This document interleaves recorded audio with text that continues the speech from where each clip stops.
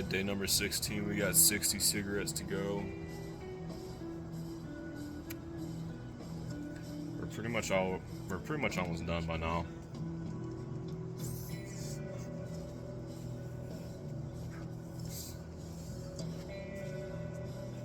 Some bitch left her fucking garbage over there. Probably blew over.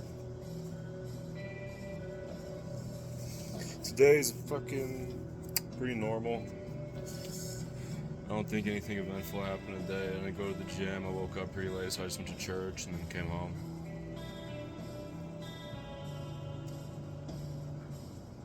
I didn't really do anything meaningful there, you know, just a couple conversations. I wasn't really paying attention during the sermon. I was kind of reading the Bible. Just waiting for it to end, honestly.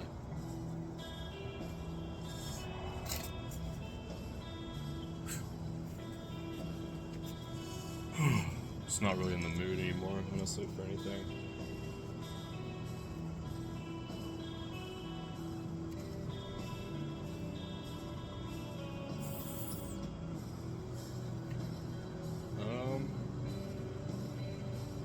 I think I want to do a little bit more PT today. Maybe make up for the kind of PT I've been missing with my fucking ankle.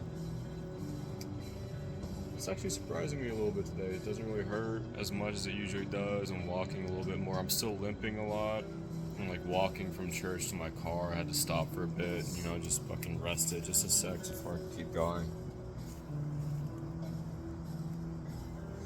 Definitely not something I can bring back to work. I'll wait till I'm a little bit back on the ball before I can.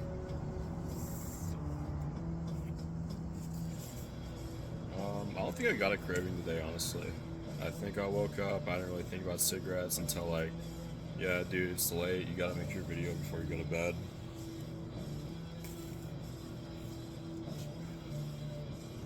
I've been doing a lot more of these at night, and like, I like the nighttime, honestly. It's relaxing, it's cold, it's kind of like alone, so you can just kind of have all your time to yourself. And I like that. I like being by myself, honestly. No one around, just me, myself, and the fucking world. I think that's even like why I like doing night shifts so much, is it's just me. I don't gotta worry about everyone else around here. It's just me, my ambulance, my partner, and whoever's fucking calling. I'm definitely missing it. Even when I talk about like ambulance shit, it's pissing me off that I'm not there. It's like irritating to me that I'm talking about it, but it's been like a month since I've been on it.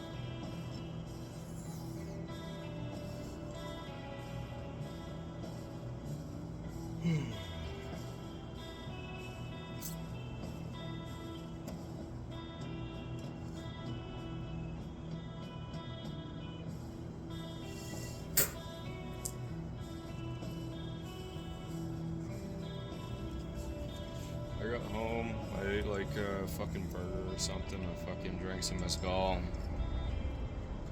played some Warhammer, and then come out here and do my fucking video.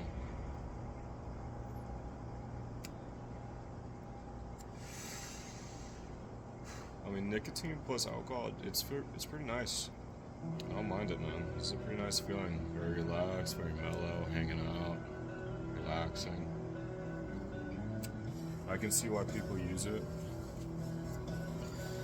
Kind of helps you forget about everything around you. Just kind of stop giving a shit about stuff that's fucking with you. Just relax, hang out, enjoy your fucking time.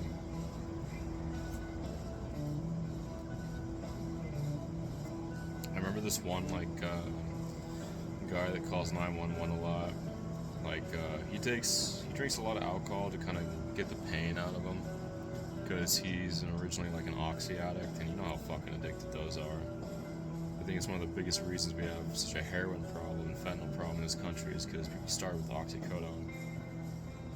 But didn't get his oxycodone anymore, and then every time like he uses up all his prescription pills, he just drinks like a whole 30-pack of beer to get the pain down.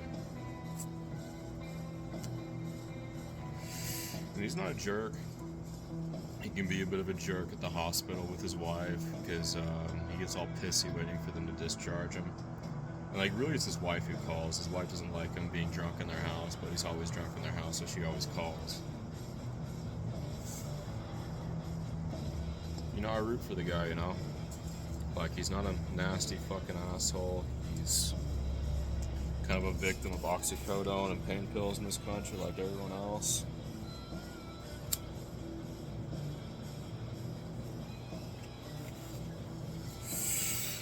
But, it's like every other addict. They get their shit together for a little bit, and then, they lose it a bit.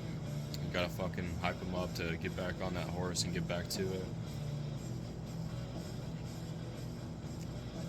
I'm not gonna tell some addicts, like, what the fuck is the point of you calling me?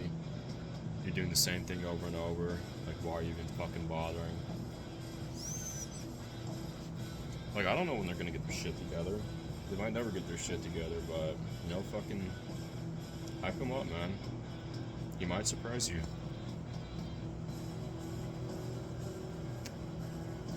And I do get tired of saying the same fucking message over and over, like some guy, like, freaking the fuck out, talking about how shitty his life is, how the pills are ruining him, or the alcohol's ruining him. Like, I give him the same speech every time. Sometimes you just get bored of it, and you're like, alright, whatever, hop in the ambulance, let's go. You don't even fucking talk to him the whole time, but it's just a bad habit to get into. Like, put in some fucking effort, dude.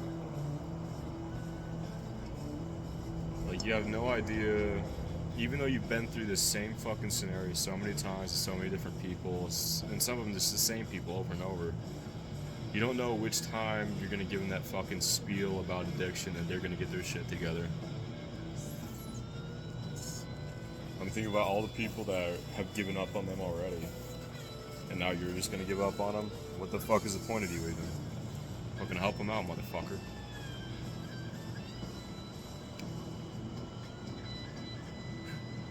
If he tells you to fuck off, who cares? At least you put in a little bit of an effort. Like, you start with your fucking, like, little speech, and he's just like, yeah, sure, man, whatever. It's like, well, fuck it, don't put in the effort. But sometimes they actually do listen.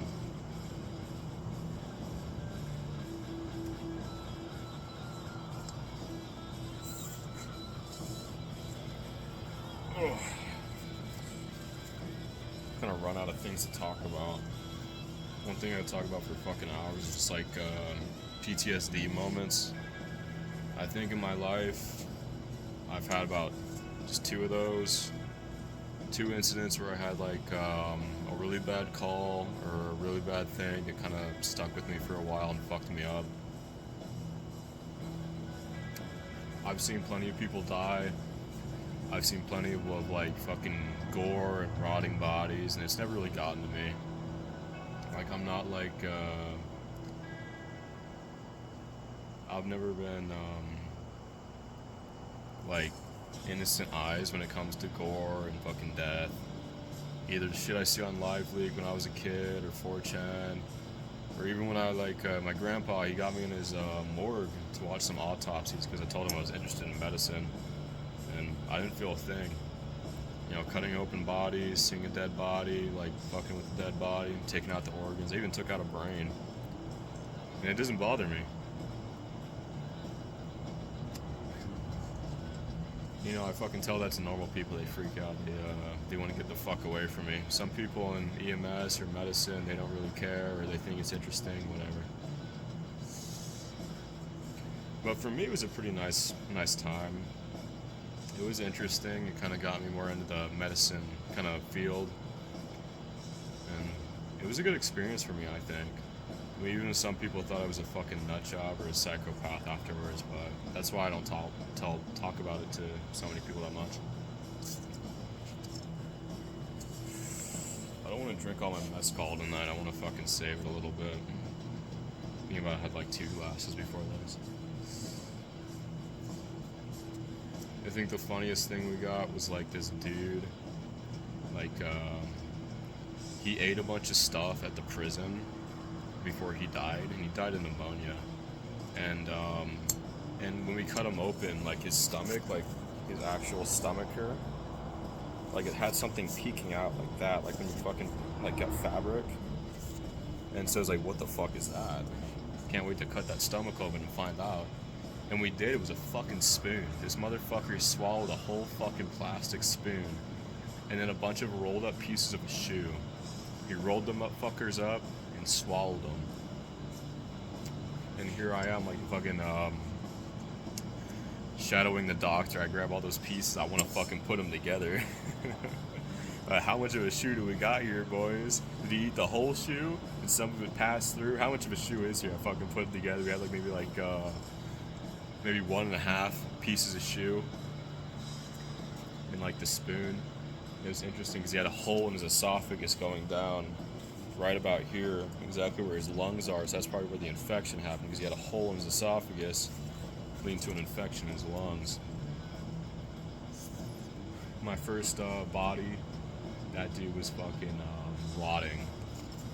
Fully rotting inside, just completely black and red. Usually it's like the fat turns green and then black. This one was like black because they didn't have like a refrigeration unit.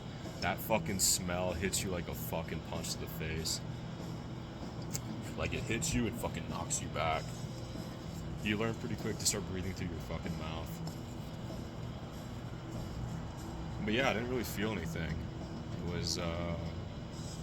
It was mostly a good experience. You know, you get used to the smells pretty quick. I remember a guy handed me like a testicle. And like my first thought wasn't like, ew, a fucking piece of a dead body. It was like, ew, a testicle, that's gay. Like it wasn't all what like a normal person should think at all. But I think that's really kind of like solidified me in the medical career. And then going through school, it was like, man, I fucking hate school. I want to get out here and do shit. And that's exactly what EMS is, getting out here and doing shit. And I already had my EMS license by high school. I was like EMS certified by 18 and ready to fucking rock and roll. But all I really did was volunteer firefighting because I was going to college. But I wouldn't change my career for anything. I love EMS. I love the ambulance. I love being out here. I love doing shit. I love helping people. I think in the middle of college, I think like before I like had like a full certification, that was the first time I got PTSD. I was at a house party. Like, I think I just got out of like a test or something. I'm like, call up the fucking crackhead friends I got. It's like, hey dude, what's the fucking play? What y'all got going on tonight? And they're like, man, we got a couple parties on Snapchat. We got a big ass bottle of vodka come through. I'm fucking DDing. And usually I'd fucking drink anyway. Like I drink, I know like how much my limit is when it comes to drinking and driving. Obviously now I'm not a fucking idiot anymore. I fucking, it's like one drink and you let that shit kind of fade out before you even get behind a fucking wheel. But back then I would just fucking drink and drive just straight up. Like I'm fucking plastered, running into shit, fucking hitting cars. And I got busted once when I was actually like pretty sober, honestly, compared to the other times. That's why I got off. But we get to this house, it's a kickback, everyone's chilling out. And apparently the fucking homeowners had beef with somebody. Some fucking cholo types that fucking came by and just started shooting at the house. Inside, like maybe I'm like 6 feet away from the window where some girls are talking. I'm just hanging out. We're all just having a good time. So we hear pop, pop, pop. Somebody like shouted out they were firecrackers. Like everybody freezes up. Everyone's standing there. Everyone doesn't know what's going on for maybe like 2 seconds, but it felt like 15 seconds. And then everyone's running out of the house, and like the pop pop pop happened, and like this girl, I think she was I read in the news report later she was about 14. I don't know what the fuck she was doing at a college party, but she was there. But she was like maybe 5'2", 5'2", like a fat chubby girl. But she's wearing stuff like she's skinny. Like I read in the news report, she just got out of juvie and she was celebrating with her friends, so you know, that kind of type of woman. And she stiffened up like this and just fell straight back. Just stiffen up and drop into the couch and just kind of bounced off. I remember her fucking gut jiggling around, and she was just standing there. She was stiff. It's called, I don't remember if it was decorticate or decerebrate. Decerebrate. Decorticate. decorticate or decerebrate or cerebellum, decorticate or something else. But it's when damage happens to a brain in such a way with like they go like this, like a seizure, they go out and like retract, like their fingers do this. And you'll see it in knockout videos all the time when someone gets hit really hard and just drops and they start spazzing.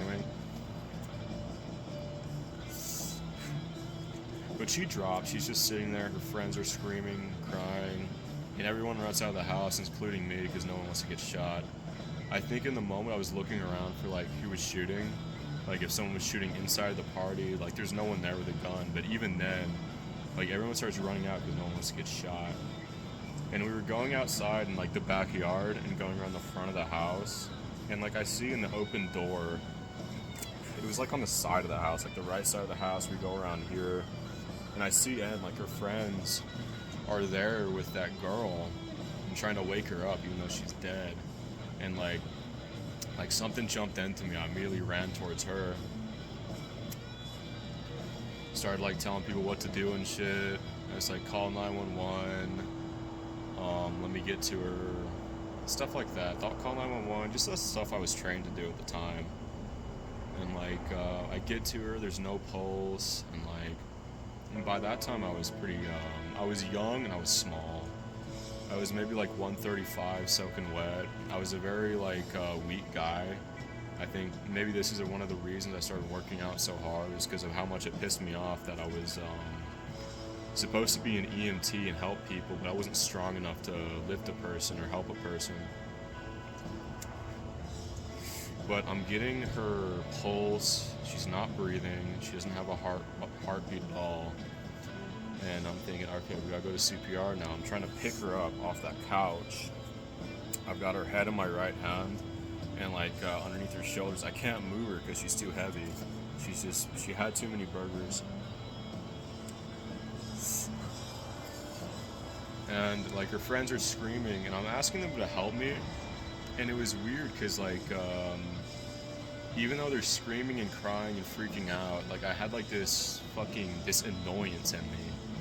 Like this actual, like, honest to God annoyance. Like I didn't feel a thing when this was going on. There's this thing when like you're getting into a situation like that where your body just kind of shuts off, like the thinking about what's going on, like the stuff that would kind of bring you down and like, oh my God, holy shit, what is this? Like it's like you push it out of you and then you deal with it later. That's what I've always kind of done whenever I'm in some like fucked up scenario. Is like you take all that shit, you push it, and you're dealing with it later, but right now you have to be in the fucking zone. And I didn't even get trained to do that yet. I wasn't like practicing EMS. I was still learning, but it happened just so easily. It's like I was thinking clearly, I was in the zone, the adrenaline was rushing, but I had control. And like I was there, and I'm holding her in my arms. And like, you know, she's fucking dead. She's stiff, and I can't move her because I'm too fucking weak. And I'm asking her friends to help me move her down so I can start CPR. And they're screaming, they're crying, and I felt this actual fucking, like, annoyance in me. Like, actual annoyance. Like, somebody fucking annoying you at the fucking Walmart because they want to sell you something. It was so fucked up that I felt that. And in the moment, like, I'm looking at my hand afterwards, like, what is this wet stuff? And, like, it's her brain's leaking out of her head. It's covering my hands. Now it's on my fucking, like, my other hand, because it's just leaking down her back and into the couch. And, like, the thought pops in my head is like, dude, what are you even doing? Why are you even here? There is no fucking point. And I don't think there was. Like, she got shot in the back of the head. I think at the time it popped in my head that maybe it was like a ricochet, like the bullet hit the house and then bounced into her head. But I think she was just in a really fucking bad luck, you know? Like, they shot at the house and one of those bullets managed to hit her right in the back of the head. And like the thought popped in my head, like later on the line, thinking about it, like I was kind of in the way of this chick. Like, that could have hit me. She took that bullet, and I didn't take that bullet. She got shot, I didn't. But if she wasn't there, I think I might have gotten shot and died right there. Either that or be fucked up beyond recognition.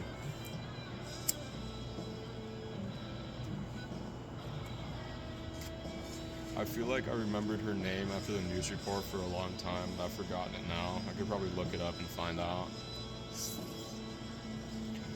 But, you know, what the fuck am I even doing here? I don't even say a thing.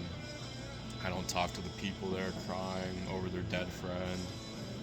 I don't say anything to my friends. I just get up and I walk away. I walk right out the door, I walk to my car. I crack open that vodka bottle and use it to wash the blood off my hands, just fucking right down on the fucking asphalt of the road. And like, I remember that's when like, it kicked in. Cause like I said, you put it off. You say, this is stuff I'm gonna feel after we're done. All this stuff that was going on here, all this fucked up shit I've seen, all this horrible shit, all these horrible emotions, you're not going to feel them now, you're going to feel them afterwards, and that's when it hit me. So my hands were shaking, they were trembling as I'm trying to wash the blood off. Like I'm fucking trying to control my breathing because I'm like half hyperventilating. I'm saying like, okay, just wash your hands, let's get the fuck out of here before the cops show up. And I think cops are already starting to move their way down the street. I saw sirens.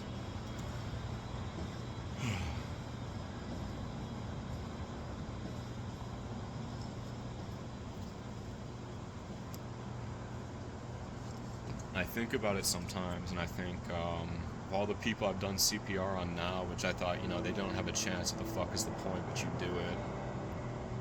If that shit happened again, the same scenario, the same brains leaking out of her head, I would have done everything.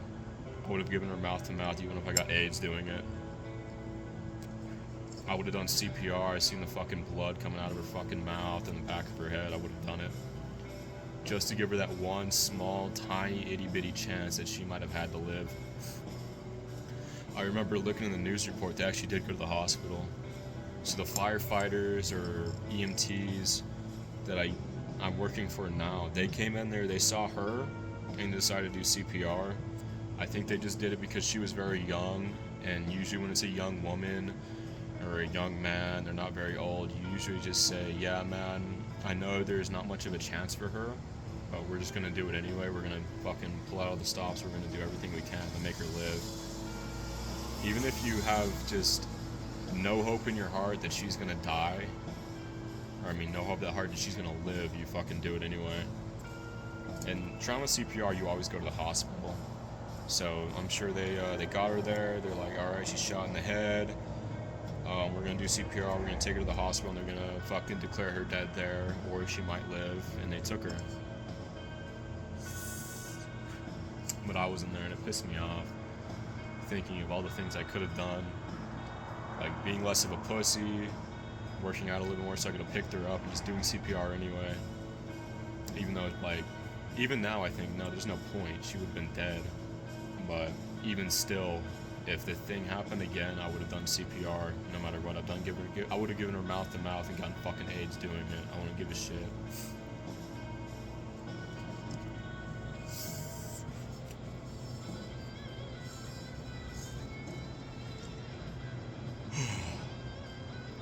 I remember that shit stuck with me for a long time. I think weeks or maybe months, and I couldn't sleep. This is how I knew I'd had PTSD the second time, is because I remembered this, is you just go over the same thing again and again in your head. Again and again in your head, you'll be like there, waking up in the morning, and you'll think about it, you'll go over every single last part of what happened.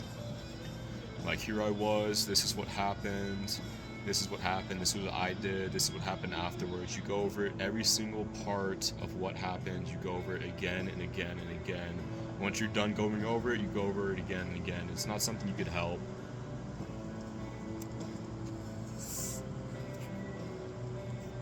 You just do it. And you can't stop. Like, I'd be going over it a million fucking times. I wanted to talk to anyone I could fucking talk to, but I was so fucking young. I thought there's no way I could talk about this to my parents because they thought I was fucking studying for my college exams. They didn't think I was going out and partying. Because I think at that time I had a DUI on my record. They knew I was like out there drinking and driving. They'd take my car again because I was living with them at the time. So I didn't think I could talk to them, so I didn't. I think I talked to a firefighter that I volunteered with, and then I would figured out like, hey, you know what? You just get in like a chat room on 4chan or like a chat room in Discord and just talk with them. You can talk with whoever you want on the internet. They're fucking anonymous, and you could be completely fucking genuine with what happened.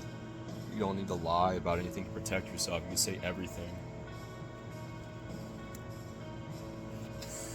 And that made me feel a little bit better, and I think at some point I processed it, but like for a couple weeks I couldn't sleep at all.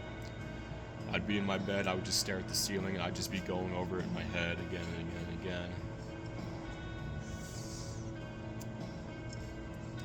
I think from there, you know, at some point I graduated college, got that fucking done with, and then I was like, you fuck academia, I'm fucking sick of this shit, I'm sick of doing tests, I'm sick of learning, and I started like working in my ambulance, and that went well. And you know, when I'd run into dead or dying people, it didn't really bother me that much. Still, like, it would freak me out like when I would get shit I didn't feel like I could handle because I just got on, but it wasn't the same like situation as that. It wasn't where I felt like I was there by myself, because I think that's what really sold is, like, I was there by myself. I didn't have my partners that I could rely on. I didn't have like firefighters I could rely on or cops that I could rely on. It was just me. So anytime I would get into some shit, even if I didn't feel like I knew what I was doing, like I was still like a greenhorn. I felt like unprepared. I felt like I wasn't experienced enough for what I was doing, but I was doing my best. I still felt I could rely on someone that was more experienced than me, that had my back. And that worked for a while. I gained a lot more experience. I started feeling a lot more confident in my abilities. And then the next time I got PTSD, it was in the middle of the night with like one of the best partners I ever had in my life. Like, I really love that guy. I'm really happy that he stuck it out with me, even though I didn't know what I was doing completely. He had a lot of patience. He took the time to teach me. My first partner was a fucking asshole. Fuck that guy. And I would get like plenty of fucked up calls, like gunshots, dead bodies, CPRs, and it wouldn't bother me. I guess maybe because they weren't kids, or maybe because like someone didn't die in front of me. There was just a body we rolled up on. And I remember with him, we were out in the middle of the boons because we got posted somewhere down south in the county, and like we're like 3 or 2 hours away from just going home. And we get this call over the radio, like, this dispatcher kind of fucked us over because she just didn't come through clearly. And then we asked, like, what the fuck did you just say? And she couldn't answer us. She said she would answer us in a sec, and then she just never got back to us because there were some other calls going on.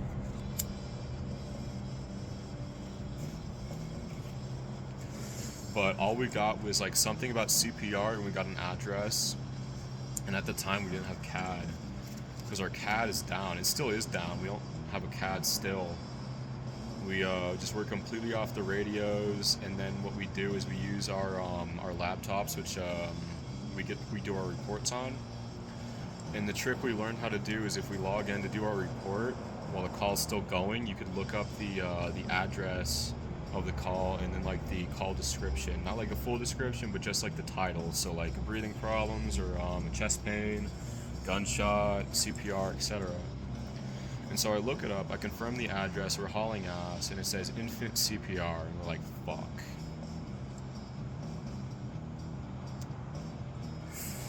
So we're going to a dead kid, small child, infant's probably like 1 to 3, or just a baby. And we really don't know what we're getting into. All we know is infant CPR.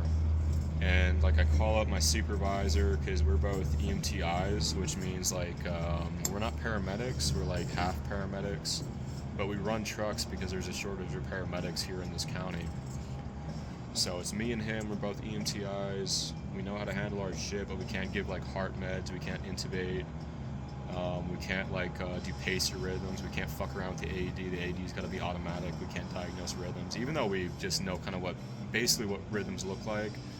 Like in CPR, we know what VFib looks like, we know what asystole looks like, and we're just gonna shock him anyway, because we're not gonna wait for like someone to come like, oh hey, I'm a paramedic, that's AFib, go ahead and shock. So I call them up, I have them come by, because we're not gonna do this shit without a paramedic, especially if it's like a dead kid. And we haul ass. We're calling dispatch a bunch, like asking what the fuck is going on. They're not answering us.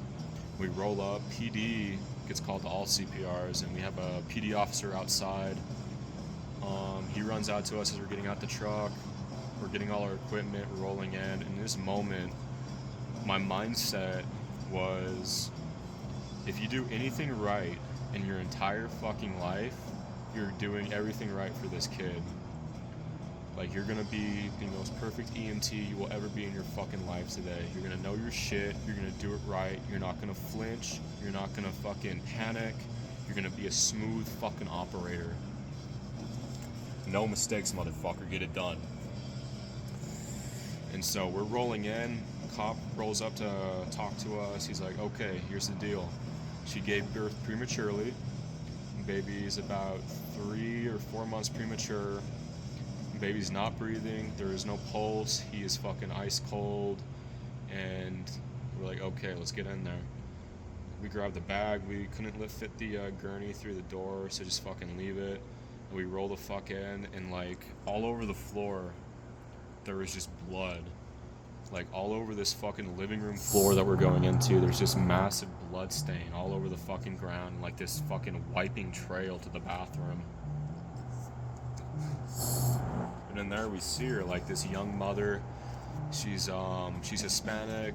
She's got an ankle monitor on. I think like she might have been arrested trying to get over the border because she didn't have a social security number.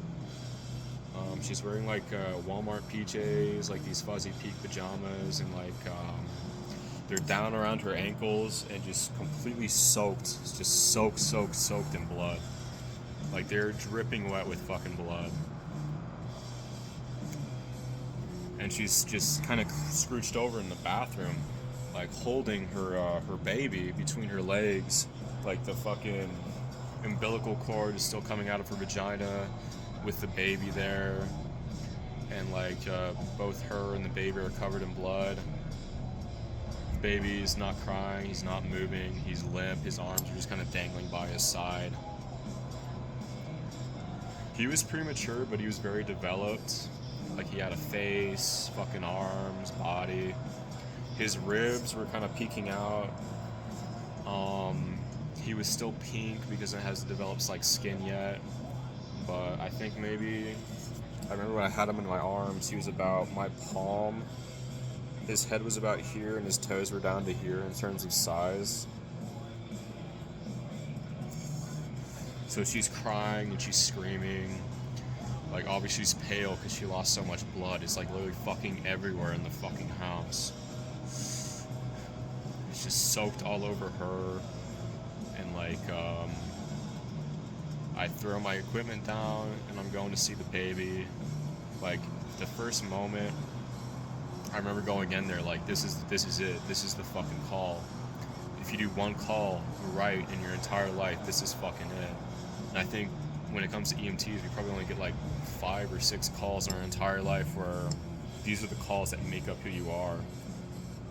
Like, this is the thing that made it so you were okay with being alive. And I don't think I had that yet. I think my entire life I was thinking, what am I even doing as an EMT? Have I helped anybody yet? And sure, I've helped people, and have I saved people? Have I saved anyone yet? Have I really saved a person's life? I hadn't. And I wanted this to be it.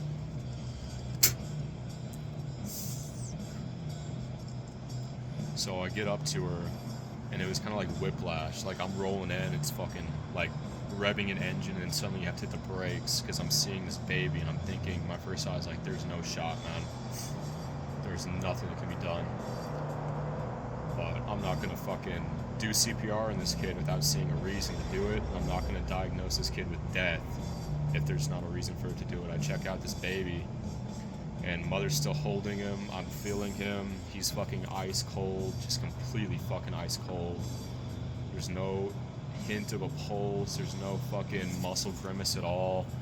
When I'm touching him, I'm touching his feet, I'm touching his arms. There's no single kind of reaction, no muscle tension. He's just completely limp. No agonal breathing. He's like blue. He was blue. Like a pink blue color. Face was just still. His eyes were closed. I think if anything, he looked pretty peaceful.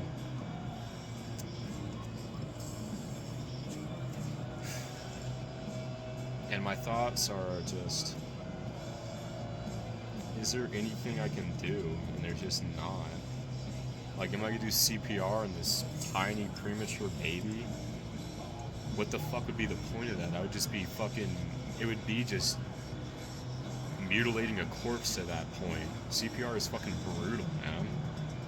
Like, you break ribs, you fucking shove a tube down their throat, you fucking drill into their bones. Like, you really abuse a body when you're doing CPR. And this baby is not gonna, even if I did get a pulse back, the damage I would do to this baby would kill him anyway. I was thinking, man, even if I put the electrodes on this baby, they would cover the whole baby. And there's just no fucking reason. And so I got like a piece of cloth from our OB kit. I got my scalpel. I clamped the cord, cut them loose, wrapped them up. And, you know, now we gotta deal with the mom, because mom's bleeding like a motherfucker. If we can't save the baby, we should at least save the mom, you know? And she's still sitting there. Like, her pants are still down. She's still just kind of out of it. Like, I take her baby from her, and, like, I put him down over on, like, a couch. And we had another cop showed up that spoke Spanish, 'cause I didn't speak, like, good fluent Spanish. And I told her to just let her know that, you know, her baby is, he's gone. There's nothing we can do for him. Even if we're in the best hospital on the fucking planet with the best doctors, there's nothing that we can do at this point, because it's been too long. The baby wouldn't survive, even if we did do anything. So, I'm sorry, but he has passed on. And I've heard crying, I've heard screaming, but I've never heard like a fully broken heart before.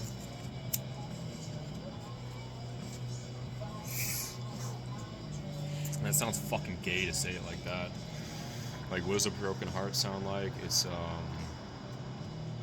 not a cry, it's like a whimper. She wasn't screaming, she wasn't crying, it was just like this whimpering fucking cry where she's just fucking miserable.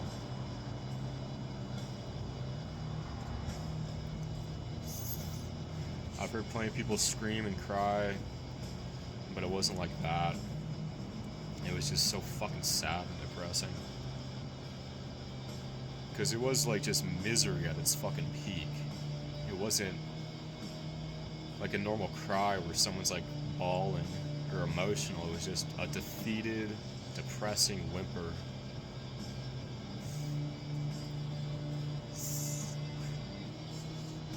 We loaded mom up in the gurney, we got her a bunch of blankets, we got her in the ambulance, you know, gave her an IV, started some drips, try to refill all those fluids she lost.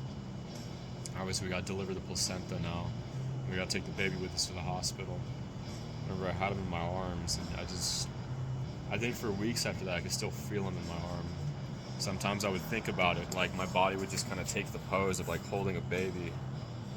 Like I had his little head right here in my hand. His little toes were like freezing cold and like just like very lightly just touching my bicep as I walked.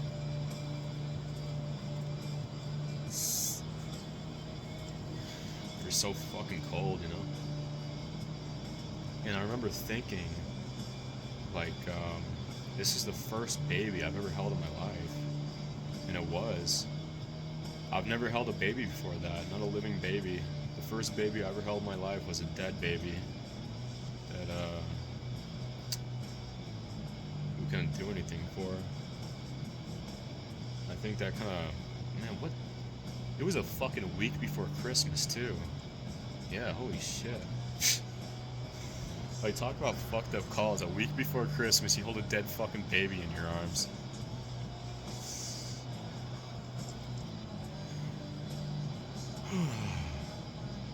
I remember, like, afterwards when my fucking cousin came over to hang out, he had his baby, I'm thinking, I'm not gonna touch this baby. This baby's not gonna touch me. Because whatever's fucking attached to me now, whatever death and fucking evil shit is fucking hanging over my head is not gonna transfer from me to their child. I've never held a baby before after that. Either any child I ever picked up was sick or dying.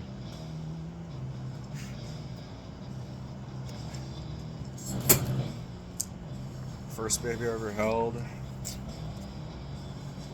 and then every other baby after that I've ever held has been sick or dying. I don't think I've ever held a healthy baby in my arms. And at this point, I don't want to. I don't want whatever's fucking attached to me now to transfer to some fucking innocent child. I remember, like, we're driving to the fucking hospital and just dead silence. And that whimpering cry is still going on, and it's just... Like I said, when you take what you're dealing with and you push it somewhere else, you're pushing it ahead of yourself, you're gonna deal with it later, that's when it hit me. Like, out of nowhere, as we're driving up to the hospital, it's just this dread, this feeling of fucking depression and just crushing agony. It just felt like every single part of my body was so fucking heavy and I couldn't breathe. Like, it felt like it was taking every single fucking ounce of my strength just to inhale fucking oxygen into my lungs. I was sitting there holding the steering wheel and just staring straight ahead, and I'm trying to focus on the road, but it's just crushing me. Like, my fucking insides are being crushed and are being fucking, they're so heavy. Like, everything on me is so fucking heavy. And it's just so, it takes so much energy just to breathe and just to move. We took Mom up to labor and delivery and took care of her from there. And then afterwards, I'm sitting in the ambulance, we're cleaning up, and I'm just sitting on the bench seat, and like, I just can't fucking move. I just can't fucking move, and the PTSD is setting in. I'm going over this fucking events that just happened. I'm going over them again and again and again from start to finish. We're just right back where we started. Boss kind of hops in and is like, hey man, you alright? And I just fucking, I lie and I say, nah dude, I'm fine. We joke about some bullshit, he heads out, I head home, because by that time it's the fucking done of the shift. I guess I go talk to my ex-wife about it, and I think I felt better after that. I handled that a lot more than I did the first time. Like, you just talk about it to everyone around you, and it makes you feel a lot better. Like, everything you're dealing with, just being able to talk with people just gets that shit out of you. Like, all those thoughts going on in your head about how miserable you are, how fucked up that shit was, all the fucked up parts of it. You just describe it to somebody and you just feel better. And I got over it pretty quick. I remember the next day when I showed up to work, I felt fine. I talked with my partner about it, and it felt a lot better. I did my workout, I felt a lot better. Lifting weights made me feel better. It was just, we got it done, man. And I healed a lot better than I ever have. I know when it comes to PTSD and EMS, it's never something just horrible. Like, obviously horrible is just going to be horrible, it's going to fuck with you, but PTSD's got to be something personal to you. Like, it's something specific that just gets to you and you alone. With some, I mean, everybody has their issue with kids. Like, that's not something we're ever gonna get away from. There's no one who can handle a dead kid and just fucking walk away from it. I know with other guys, it's like traffic accidents where someone's like really fucking gored up, or like a hanging victim, or just a younger person dying. But for me, obviously, just kids, and I haven't really found anything that fucks with me beyond that. The other time that kind of fucked with me was like this poor little fucking 1-year-old, and he got into like his mom's drugs, and he fucking OD'd, and he just wasn't breathing. We had to fucking keep rubbing his fucking stomach to get him to breathe, even when we like threw so much fucking Narcan at this kid, and he just wouldn't come out of it. And I remember like walking back to the ambulance, and I took a peek in the room, and I saw like he was intubated, like he was unconscious, like they had him on a ventilator, like tube down in his throat, and it just fucking hurt to see that. But yeah, his parents like pissed me off. And like when it comes to like that fentanyl thing, everyone lies, but he had a babysitter that this happened around, and she got charged with like endangering a child, but I don't think his parents would have admitted that he had fentanyl. That babysitter was like dead on. It's like, I don't know what's going on, but there's fentanyl in this house, and we knew exactly then like what's up. Like, she was dead honest. She didn't fucking take any questioning. We didn't like ask what's going on. I don't know. She was straight on. It's like, dude, I think there's fentanyl in this house. I think he might have gotten into it. He's not breathing. And she got charged, but her parents didn't. You know, her parents are the one that had the fentanyl in the fucking house.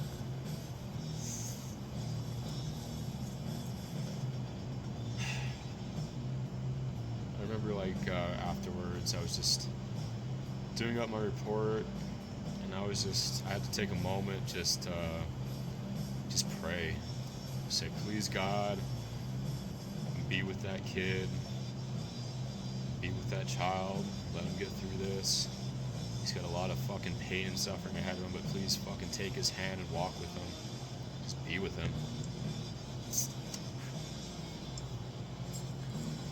I remember he didn't die at that hospital. They sent him to another hospital that had a higher level of care. I don't know if he's alive or not, but I'm hoping he is. I think he is. I think he probably made it. I don't know if he did or didn't. It'd be really sad if he didn't, but like, we do good work out here, especially in something like that. I think he made it. Thank God for that.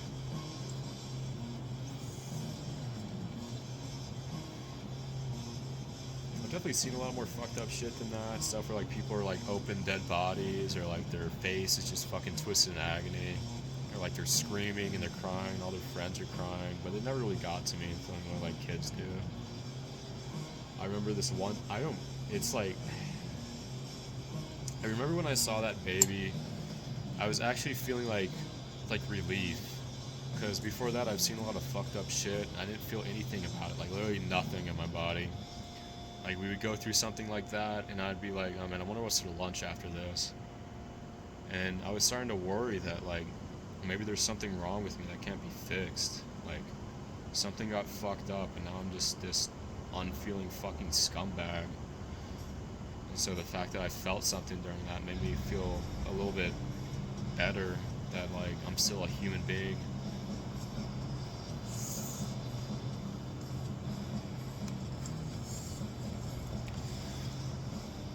I mean, I still, like, cringe at certain things, but it's never like, oh, that was traumatic. It was like, oh, that was kind of cringe. That was maybe cringe, or maybe ick. Even, like, I remember one of the most fucked up things I ever done was a CPR. Like, this lady, she went down in front of her, like, her family on the kitchen floor. She wasn't breathing. She was dying. And I think she was dead. She didn't have a pulse at that point when we showed up. And I remember we didn't have anyone with us. It was just me and my partner. And we roll in, and it really pissed me off. This is the reason I check my equipment, every single part of my equipment, making sure it turns on and off before my shift. I'm supposed to do that anyway, but I had the benefit of the doubt when it comes to my fucking suction, my portable suction kit that's fucking working. It always works when I fucking there's always a shit there. I check, alright, the shit's on it, we're good to go. But now I turn it on and off to see if it's got a fucking charge. Some shithead got in our fucking ambulance and took our fucking working suction and traded for their shitty broken one. And this lady, her fucking mouth is filling with fucking shit and vomit. And our suction didn't fucking work. Thanks for that, retard. Who the fuck you were? I'm gonna fucking kick that fucking asshole when I find you, motherfucker. Like, it's a fucking 911 truck. A 911 truck. What the fuck were you thinking, taking our fucking working suction out of a 911 truck? I don't give a fuck what you were going to.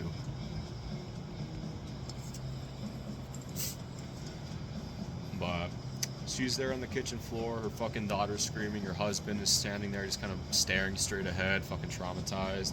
And I remember, like, I checked, sorry, no pulse, no breathing, let's get to CPR. And, like, I get up on her and just crunch. All of her ribs broke when I pressed down on her chest.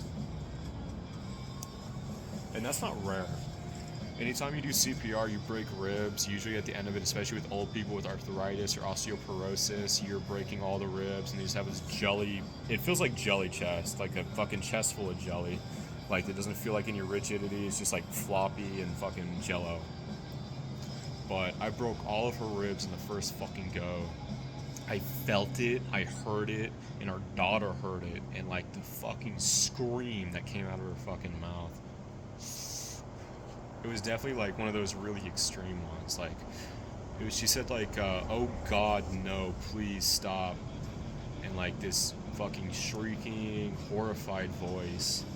You know, I couldn't stop. We have to keep going and do CPR. So broke all of her fucking ribs. They were gonna break anyway, especially, I think she had like osteoporosis. Felt like she had fucking osteoporosis. I really wish we had like cops there to take the family out of the fucking trailer and talk to them. You keep them occupied because they don't want to see that shit. But because of that, I definitely fucking earned that woman a whole lot of fucking therapy for the rest of her life because of my fuck up. I mean, I don't really see any other way I could have done it. Like, I'm gonna do CPR a certain way. You go 1/3 the chest, you push it down. I didn't fucking slam into her. I fucking just pushed the same way I pushed with every other CPR. And it broke all of her fucking ribs. And like, man, the sound and the feeling, oof. But we handle our shit on that fucking code. You know, she didn't make it, and CPRs usually don't. What people kind of don't get about CPR, or like when someone's heart stops, it's maybe like a 15% chance that we get a heart rate back, and then like a 5% chance on top of that they fucking live. Like, we could get a pulse back, and then we take her to the hospital, and she just dies there. But for her, she didn't make it. We're pumping chest. We gave it everything. And she didn't make it. We called the doctor. They said, nah, dude, it's done. Go ahead and call it. After maybe like 30 or 40 minutes. But it was a good CPR. We didn't fuck up too much. Like, even though we didn't have suction to clean her mouth out. Fire showed up shortly. They had a suction with them. They cleaned her mouth out. Got her intubated. Did some good CPR. Gave her oxygen. I don't think we shocked. It was just a systole every time we did a pulse check. We were fast on the draw with like medication and like getting an IO, which is where we drill into the bone to give medicine. Because usually when someone's CPR, like their heart's not working, their fucking veins collapse. It's hard to get an IV unless you got really good like blood pressure going. But yeah, she didn't make it. And what sucked is because we didn't have cops there to kind of direct family out. As we were doing CPR, the husband got stuck in the house, like in the bedroom, watching us work on his wife. And it was so fucked up because we couldn't just lead him out because we're taking up the whole kitchen. All of us are doing something. And it really was inappropriate to tell him, all right, just go in and come across here where we're working on your wife. So we kind of just left him there and just kind of explained to him afterwards what happened. Really fucked up that we fucked up those people's mental state because of that. But this shit happens.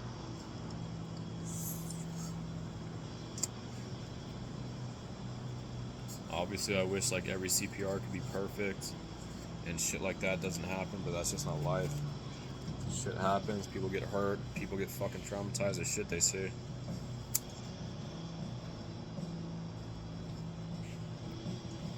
I think one other fucked up situation I saw when I was just starting out, this guy fell off the border wall, like he cracked everything, he was fucking dead, and we just did CPR anyway, took him to the hospital.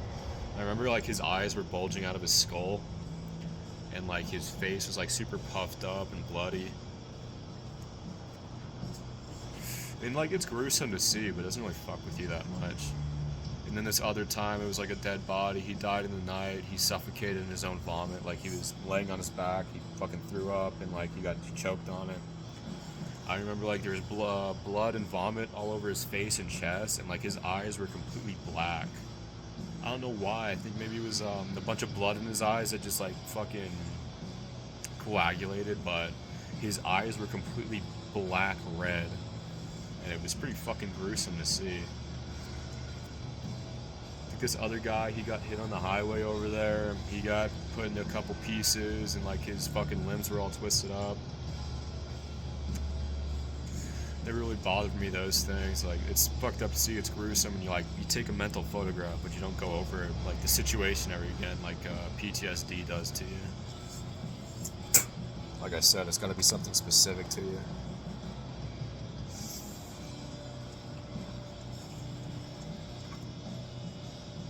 I remember like my first couple like really fucking high volume scenarios.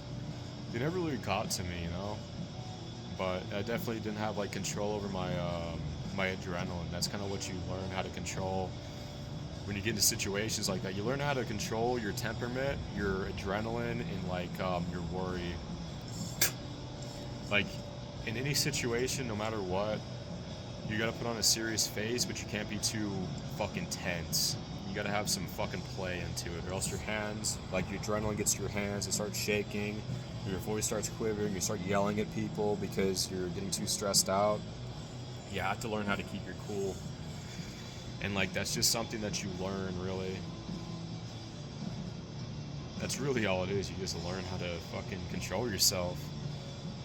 Like this is a situation, like even like the fucked up thing, you never do this in front of like other people, but on scene you do kind of joke around. You say, hey man, it's been a while since I've seen you, how you been?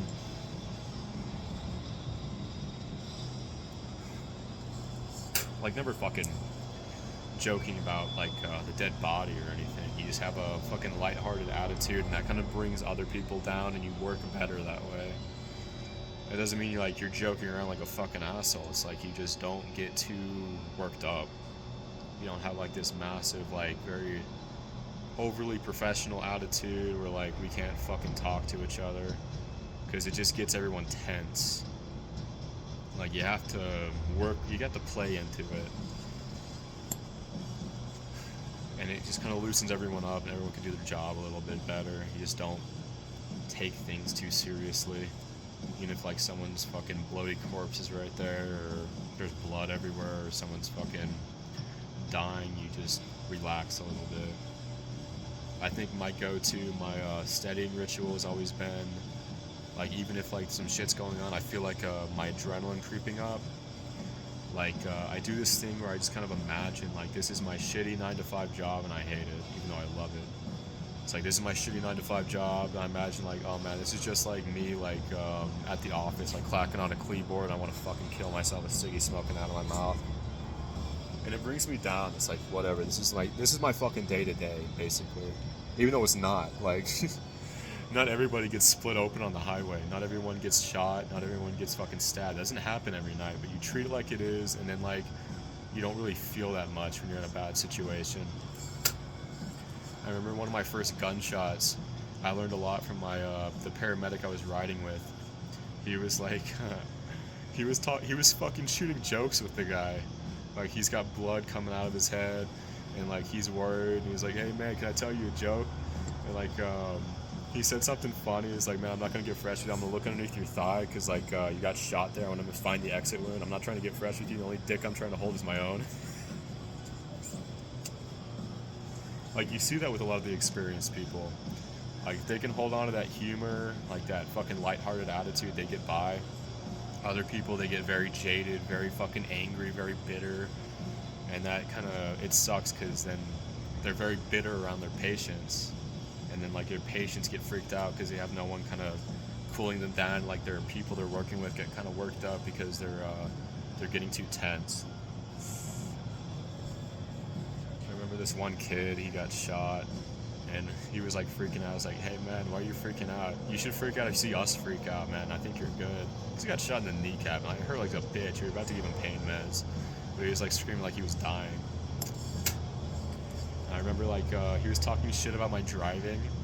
It's like, man, this guy drives like shit. I remember getting him out of the ambulance, like, man, I think, and like he was crying. It's like, oh man, tell my mom my last words. I'm like, dude, I don't think you need to worry about shit like that. If you're fucking awake enough to talk shit about my driving, I think you're gonna be perfectly fine.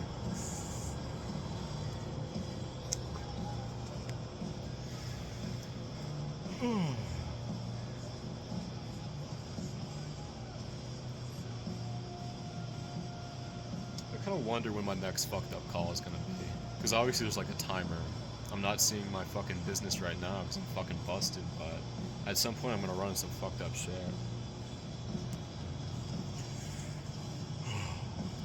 Just wonder if I can hold my shit together. I feel like I've dealt with my mental health a little bit, like, better than I used to. It's not great.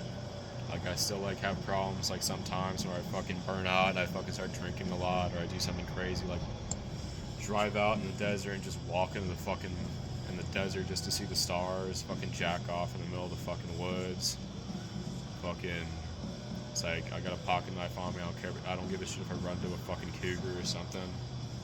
So, I mean, obviously there's like fucking something wrong. One time I was fucking around with my partner, and we found like a used needle on the side of the road, and I was like, hey, free aid. So I picked it up, I uncapped it, and I pretend to stab myself.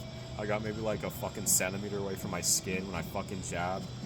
And like immediately afterwards I'm thinking, that was the most fucking stupid thing you've ever done in your fucking life. What the fuck is wrong with you? But I mean, that's what happens. I think like it's a symptom of PTSD. It's like not really giving a shit about your life, taking like very fucking massive risks with your fucking well-being, just not even really thinking about it. I remember I thought, yeah, dude, like afterwards when I was capping the needle, I almost stabbed myself again trying to put the cap back on. And I tried to keep her silent about it because I realized if anyone other finds out about this, I might get fucking talking to. That doesn't involve me getting fired, but involves me getting sent to a fucking psych ward. But like she would joke about it, so I think maybe that joking attitude made sure people didn't like think I was fucked up, but obviously there's something wrong. I tried to find like a therapist I could talk to about shit like that, but I never could. I think it's like too much of a pain in the ass, because like, oh, your insurance doesn't pay with it. Well, who the fuck do I go to? I called this guy, he says, oh, I don't deal with stuff like that. Here's someone who does. I just got bored, I didn't.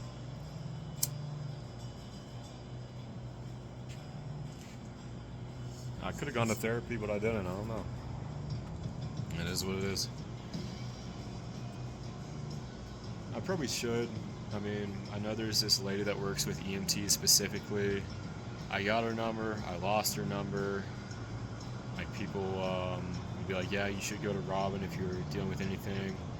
And I never got her number. I remember with the baby, I started asking about it, and I got her number, but I never called.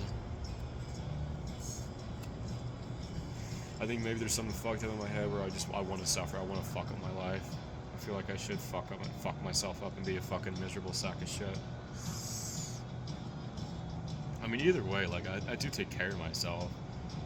Like, well, when I have my habits going. Obviously, I'm not taking care of myself now. I'm eating like shit. I'm treating myself like shit.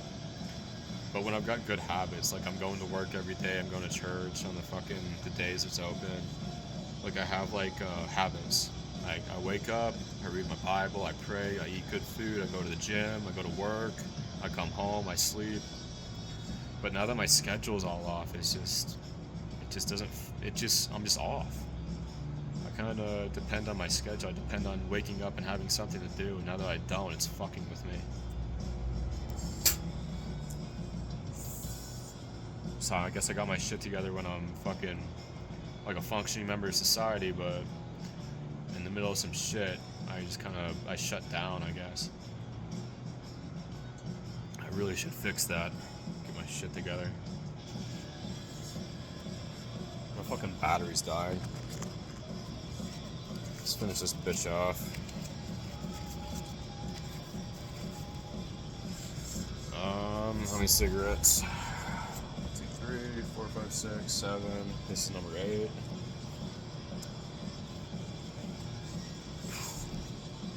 So that's day 16. We have 52 cigarettes left to smoke.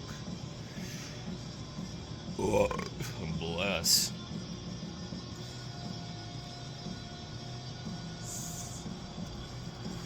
I don't feel any more or less addicted than I usually do. I feel like I can still just drop this shit and not give a fuck. No other changes in my mood or my health.